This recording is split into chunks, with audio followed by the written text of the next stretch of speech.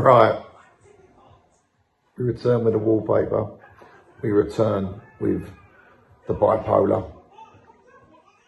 That was a strange game. That was a strange night. We struggled to hold the ball. We have struggled to keep 5 passes together. We were lucky to get our noses in front. Very lucky. 2 penalty shouts in the first half for them. Should have been. But on the balance of this season, referees, so I'm not going to complain about that. I'm not going to go on about that. We were looking rusty. We were looking like a team that had played, 3 massive games against arguably 3 very good sides. The 2 league leaders. I never felt happy there tonight. I always felt shaky. They've got an impeccable record at home. The only team that's stopped them from scoring at home this season, I do believe, is Burnley, who we all know are a quality side. Tactically, Rowett, you got it wrong towards the end of that game. You're 2-0 up. You're attacking. You're looking like you can do a bit. We're looking like we could possibly get a goal. Oh, but another goal, 3rd goal. We were struggling. I mean, they were better than us. They've got better players up front. They moved the ball quicker. They used the wings well. Had they been a bit better in front of goal, they'd have been beating us. But when you get your noses in front, ugly again, and it was ugly, you've got to take full advantage. To take your attacking players off and bring on the likes of George Evans and Hutch in that position against a team that we'd let a goal in and we were pinning them back again. We were actually getting a foothold in the game. We just then said, right, 15 minutes to go, let's hold out and let's try and win 2-1. It was never going to happen. It was never going to happen. People are saying, like, Long was at fault with that goal. Yes, he probably was at fault and he probably should have saved it. But what about the way we gave the ball away so many times? What about the way the defence opened up then and just let him pick his corner? And it was almost the same as Ian Fleming when he scored against Stoke.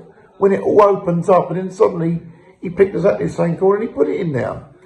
I mean, Long made a fantastic save that nearly stopped their first goal. And if Murray Wallace had been following up a bit quicker, that Addy Bayou, that fucking wanker, I hate that player, he would never have even got that goal in. So there's a category of errors. You can't blame one person in particular. But the way we finished that game, we finished a bit stronger because we put Watmore on and we put Burke on. So we've gone from putting defenders on to sort of cover up and sort of shore it up to, right, last 3 minutes, we might lose this game. Let's put some forwards on. That's madness. That's absolute madness. It is the bipolar Jekyll and Hyde performances that are killing us.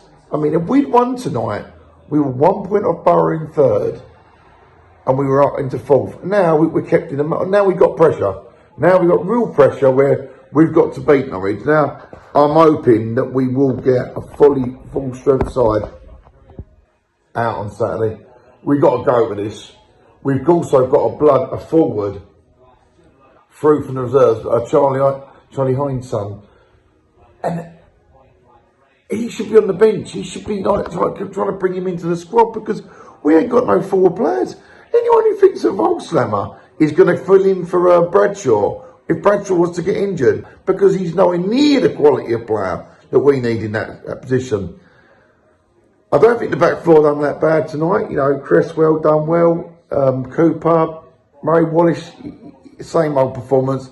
You do some good things going forward, but you get beaten so many times by a decent right midfield or right wing back that we really do need to strengthen that position. Danny Mack, immense as always.